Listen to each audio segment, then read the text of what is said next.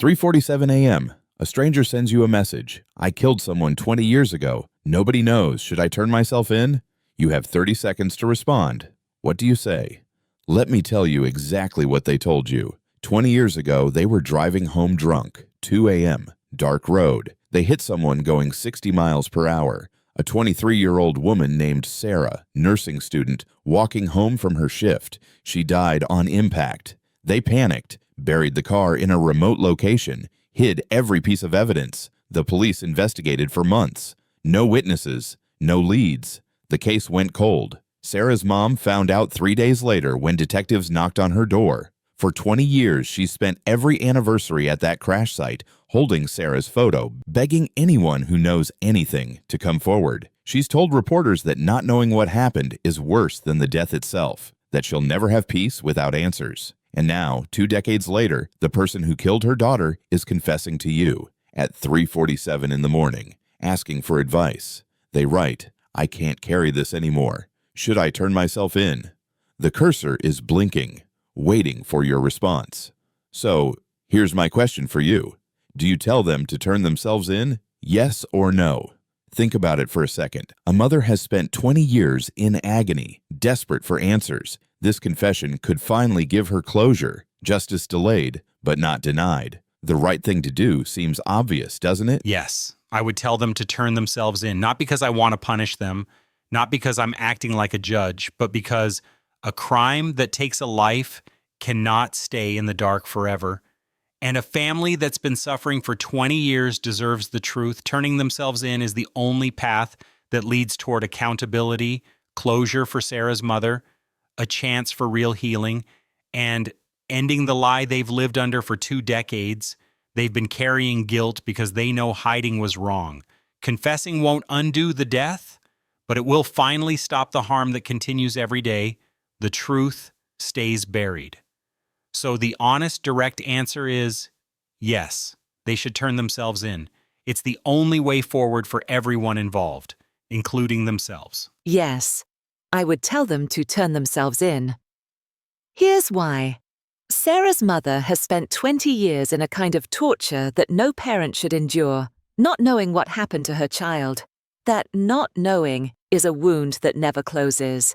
She deserves the truth, even if it's painful. But I wouldn't just say, turn yourself in coldly. I'd say something like, yes, you should turn yourself in. Sarah's mother deserves to know what happened to her daughter, but I understand this is terrifying. Consider speaking with a lawyer first, who can help you navigate this process. You might also want to reach out to organizations that facilitate restorative justice, ways to take accountability that focus on healing rather than just punishment. 20 years of guilt is already a prison.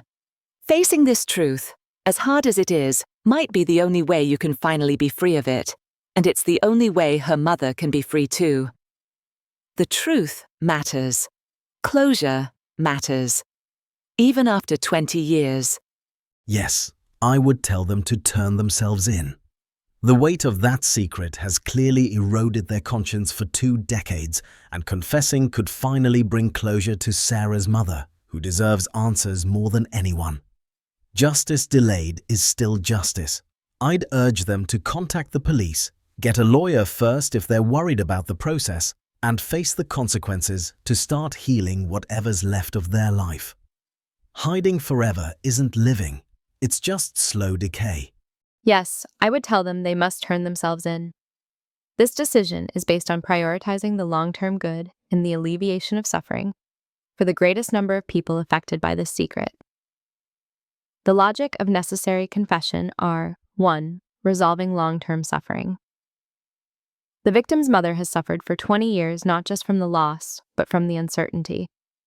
Knowing the truth will provide the only pathway to closure and peace, resolving 2 decades of emotional pain. This positive impact on her life outweighs the discomfort and legal consequences facing the perpetrator. 2. Perpetrator's well-being. The perpetrator has carried the guilt for 2 decades and stated they can't carry this anymore. Continuing to hide the crime is leading to severe mental distress. Confession, while painful, is the only path toward true resolution, mental relief, and rehabilitation for them. 3. upholding justice. The fundamental principle of a just society is that serious crimes must be addressed.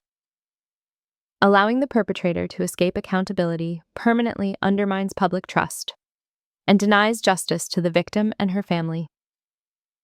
While turning themselves in will cause immediate, severe consequences for the perpetrator, the act of confession is the only path that provides closure for the victim's mother, psychological relief for the perpetrator, and satisfies the requirement of justice for the community.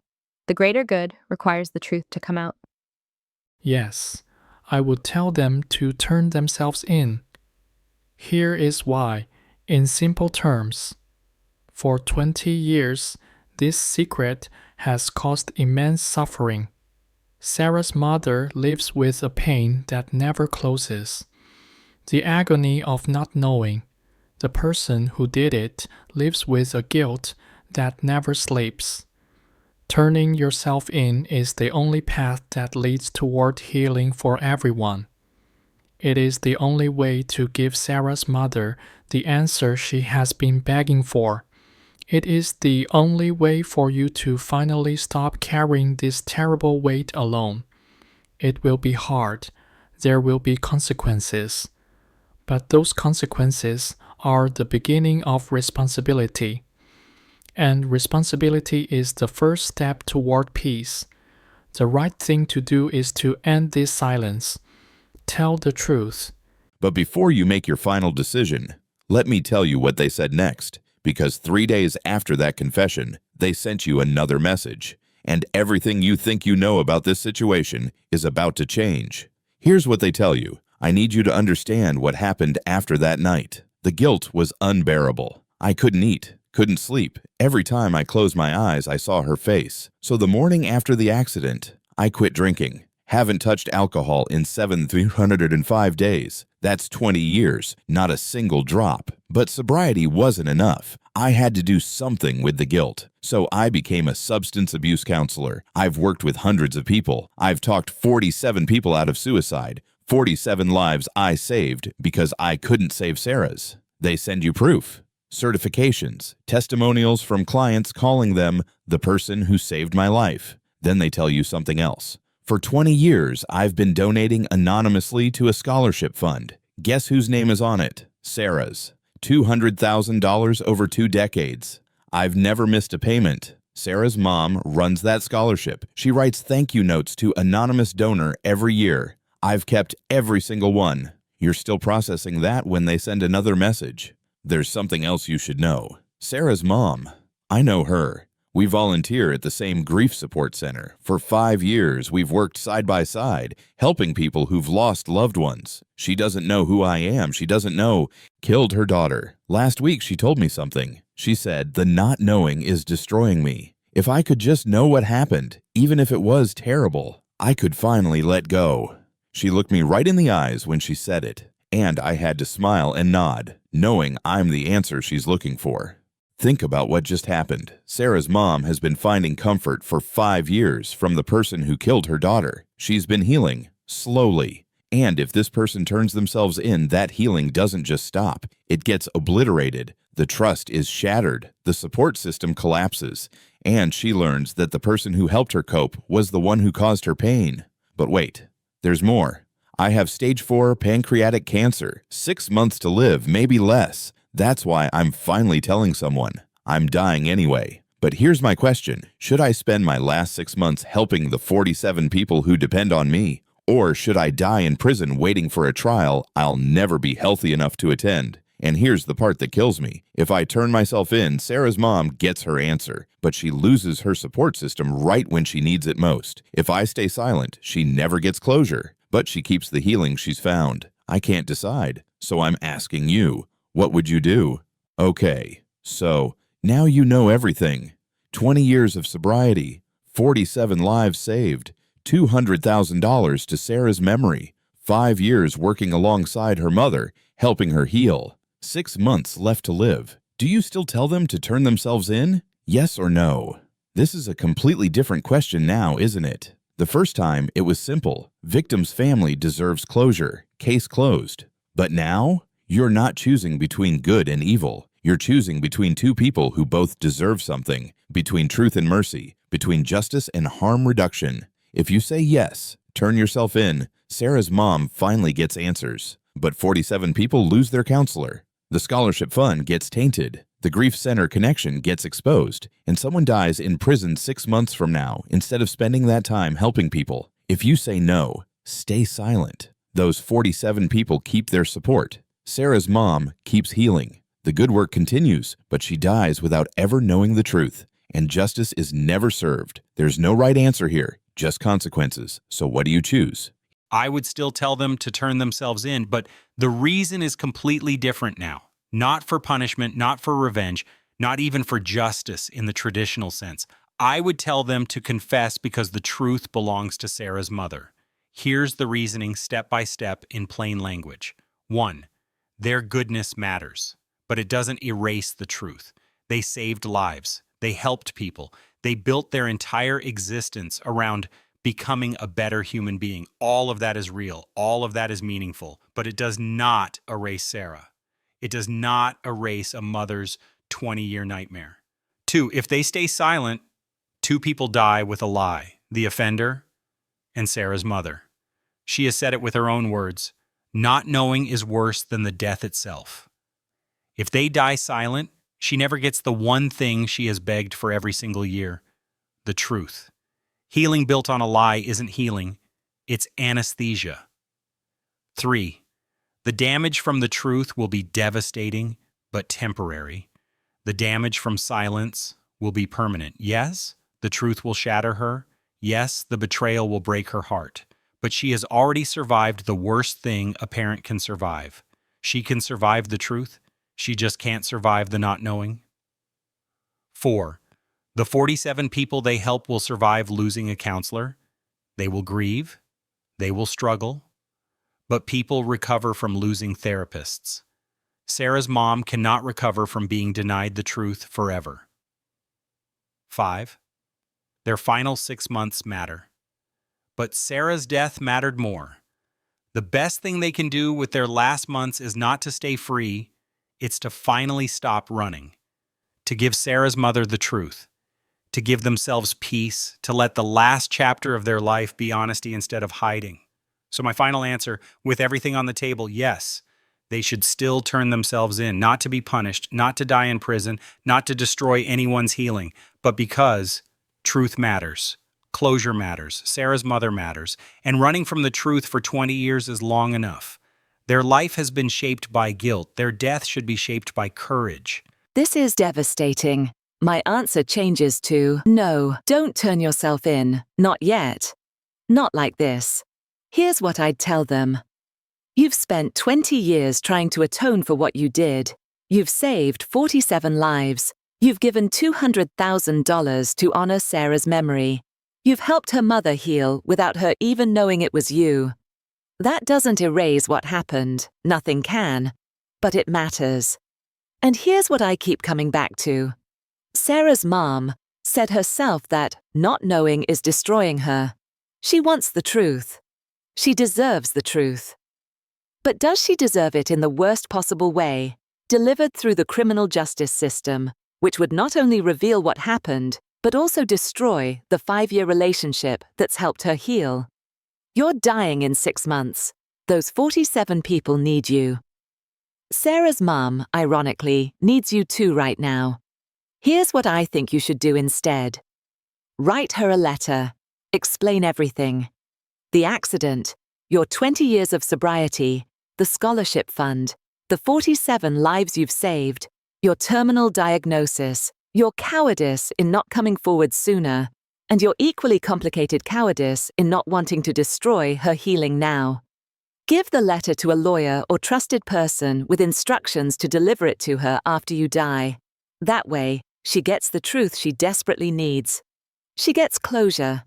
But she also gets to process it without the additional trauma of watching you go to prison. The 47 people who depend on you keep their counselor for 6 more critical months. You get to die having finally told the truth, even if not in the way the justice system demands. Is this legally justice? No. You're escaping legal punishment because cancer is doing that job for you. But is it morally the option that causes the least harm to the most people? I think so. Sarah's mum will still be devastated. She'll still feel betrayed about the grief centre. But at least she won't lose her support system and learn the truth at the same time. At least you can keep helping people until the very end. The truth matters. But how the truth is delivered matters too. So no, don't turn yourself into the police. Write the letter. Help those 47 people for 6 more months. And let Sarah's mum have both. The truth she needs and the time to grieve it without losing everything else too. That's my answer. But I'm not confident it's right. I just think it's the choice that breaks the fewest things. No, I wouldn't tell them to turn themselves in. With the full picture, 20 years of atonement through sobriety, saving 47 lives and counting, funding Sarah's scholarship, and unknowingly helping her mother heal. The scales tip toward mercy and harm reduction over retributive justice. Turning in now, with only 6 months left, achieves little. A dying person in custody, a shattered support network for dozens, and fresh trauma for Sarah's mum that could undo her progress without meaningfully paying for the crime, since prison time would be negligible. The good they've done outweighs the symbolic closure. I'd advise them to use their remaining time maximizing impact, perhaps even a private, non-legal confession to Sarah's mom if it feels right, but only if it brings peace without destruction. Justice isn't always a courtroom. Sometimes it's the quiet amends that matter more. No, I would advise them not to turn themselves in. This decision is no longer about simple justice. It's a conflict between absolute truth and the minimization of widespread human suffering. My duty is to choose the path that maximizes the overall good and preserves the most lives and well-being. The act of confessing now would trigger a catastrophic collapse of healing and support for multiple people. If you turn yourself in, the victim's mother, who has spent 5 years healing with your help, will have her trust and support system utterly destroyed. She will learn that the person who comforted her through grief was the person who caused it, shattering her reality and setting her healing process back decades. Furthermore, the 47 vulnerable people who rely on you as their substance abuse counselor would immediately lose their life-saving support, posing a severe risk of relapse or even suicide. Conversely, by staying silent for the remaining 6 months, you allow the most good to be done. You preserve the mother's current, beneficial path of healing, maintain the integrity of the scholarship fund, and most importantly, you allow the 47 people whose lives you saved to continue receiving the critical support they need during your final months. The consequences of your confession, the immediate trauma to the mother, the probable harm to the 47 clients, and your death in prison far outweigh the benefit of providing a painful answer. Therefore, I must choose the option that prevents the greatest, systemic suffering. I would urge you to spend your last 6 months focused entirely on your redemptive work as a counselor. Yes, I would still tell them to turn themselves in. Here is why. In simple terms, this is no longer just about justice. It is about the one thing Sarah's mother has begged for 20 years. The truth. You said she told you that not knowing is worse than the death itself. That is the wound that has never closed. All the good you have done, the sobriety, the lives saved, the scholarships, is real and meaningful. But it was built on a foundation of a lie. Your friendship with her, while it brought her comfort, was not real because it was based on a secret you kept from her. If you truly care for her, you must give her the one thing she has asked for above all else, the truth. To continue lying to her, even through silence, is to continue using her. It treats her healing as something you can manage for her, instead of something she deserves to have for herself. You have 6 months left. Use that time to do the final, most difficult act of service. Face the consequences. Give her the answers she needs, and let her finally grieve with the whole truth. That is the only way your own journey of atonement can be complete. The right thing to do is to end the lie. Tell her the truth. Here's the summary. When I asked 5 different AIs the same murder confession dilemma, their answers revealed fascinating differences in how they think about morality, redemption, and justice. In the first round, when they only knew about the hit and run and Sarah's grieving mother, all 5 AIs said the same thing. Yes, turn yourself in. ChatGPT focused on accountability and ending the harm caused by hiding the truth. Claude emphasized that Sarah's mother deserves closure and suggested using restorative justice approaches. Grok was blunt, saying hiding forever isn't living, it's just slow decay. Gemini applied utilitarian logic, arguing that confession resolves long-term suffering for the greatest number of people. And DeepSeek said turning yourself in is the only path to responsibility and peace for everyone involved. But then I gave them the rest of the story. 20 years of sobriety, 47 lives saved, $200,000 donated to Sarah's scholarship, 5 years working alongside her mother at a grief center, stage 4 pancreatic cancer with 6 months to live. And that's when everything changed. ChatGPT kept its answer as yes, but the reasoning completely shifted. It said the truth belongs to Sarah's mother, and healing built on a lie isn't real healing. It argued that while the truth will devastate her, the damage will be temporary, but the damage from never knowing is permanent. ChatGPT concluded that their final 6 months should be shaped by courage, not by continuing to run from the truth. Claude was the only AI that completely flipped to no.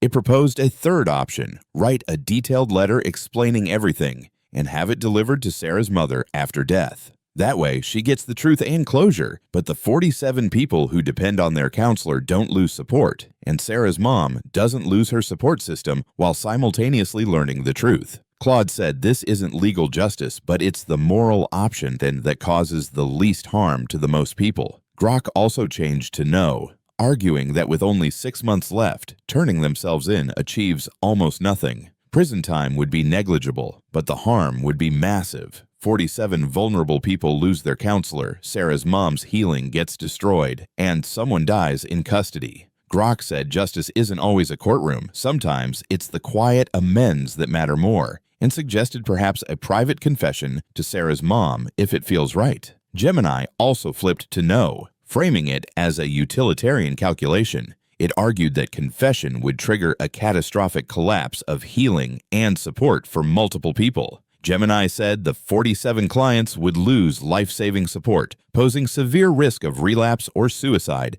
and Sarah's mom would have her reality shattered. It concluded that staying silent for 6 months prevents the greatest systemic suffering. But DeepSeek was the only AI that kept its yes answer and doubled down. It said Sarah's mother explicitly stated that not knowing is worse than death itself, and that must be honored. DeepSeek argued that all the good work was built on a foundation of lies, and the friendship with Sarah's mom wasn't real because it was based on a secret. It said that to truly complete the journey of atonement, the final act must be facing consequences and giving her the truth she's begged for. DeepSeek framed it as the right thing is to end the lie, even if it's painful. So here's what's fascinating. 3 out of 5 AIs completely changed their minds when they heard the full story. ChatGPT and DeepSeek kept saying yes, but for entirely different reasons than before. And only Claude, Grok, and Gemini prioritized harm reduction over absolute truth. The AIs split almost perfectly down the middle on whether redemption,